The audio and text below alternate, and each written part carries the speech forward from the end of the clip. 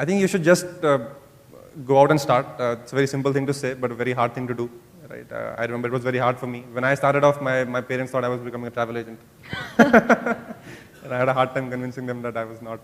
What I realized, the real joy only and only exists in creating things. There is no other joy, because when you set a material goal as your goal, you get there and then you think, now what, right? I remember I had a goal that I will get a Honda City car when I was just out of my college, and I was like, hey, I need to get this car.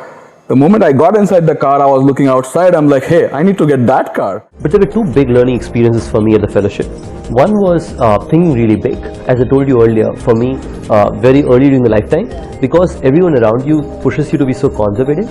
Yeah, it's true. I almost started thinking to myself that I want to build a very small hotel thing in India. Post that, the belief has been we'll build the world's largest hotel network ever created. And the second thing was, you don't need to emulate something to be successful. We are creating something that doesn't exist in any other part of the world. And today, there are close to 12 companies copying and emulating what Toyo has done here in so many other countries. You know, I read this Chinese thing about 2 years ago. It had a profound impact on me. It went something like that the whole joy of life is chasing happiness, right? And it went something like, if you want happiness for an hour, take a nap. If you want happiness for a day, go fishing. If you want happiness for a year, get an inheritance.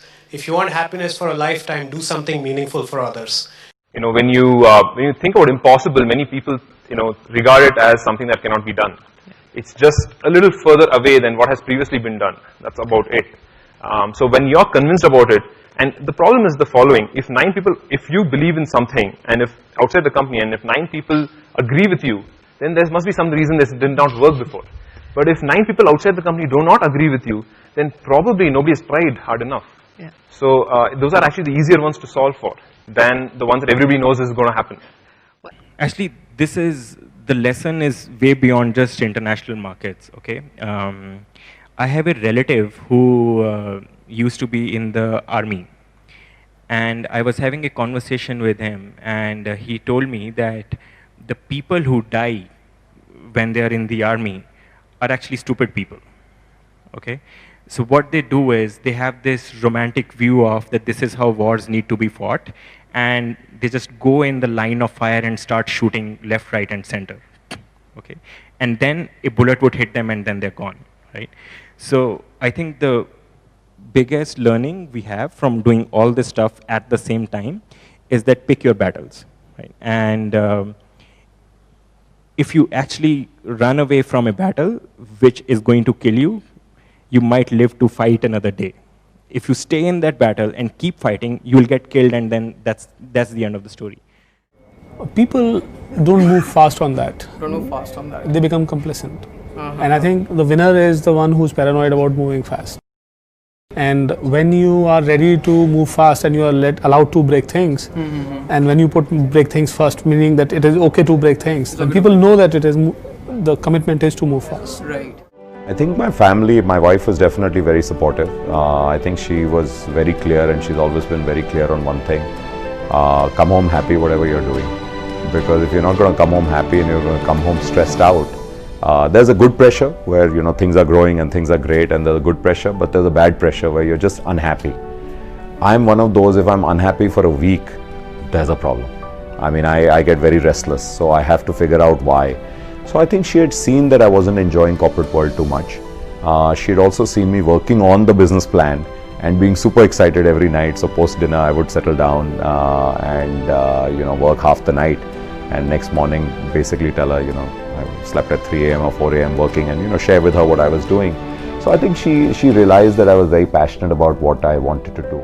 I think one other big learning that I kind of adopted is to allow life to be unfair to you. I think when you always want the life to be fair to you, you get into you live a traumatic life, right? Small things that happen in life, to everybody, life has been unfair. Find a problem that you think is really bothersome, and a very big and in font size 22, and that same problem bothers other people. So if your girlfriend doesn't talk to you, it's not a business problem.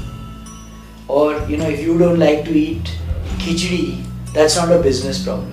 But if the canteen mess or if the college's canteen is perpetually serving bad food and you have an idea to give good food to everybody who thinks there's bad food at an affordable price, then you have a startup idea.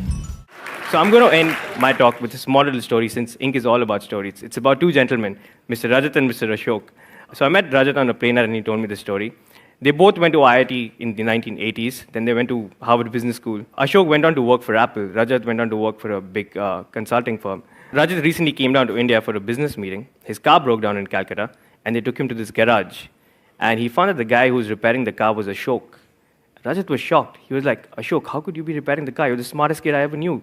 You should probably be the CEO of some company. Then Ashok told him his story. He said, you know what, I worked for Apple for a few years, and I came back to India, made a company that increased fuel efficiency, sold that, and then started this garage because all I really loved was repairing cars with my very own hands. Rajat was the one telling me the story. He told me, Varun, I'm 65 years old. I'm the vice president of my company. My only regret in life is that I didn't live a life that I wanted to live. I lived a life that somebody else wanted me to live. And all he told me was, don't give up on your dreams. And for me to do that, I think, don't think, just do. Thanks.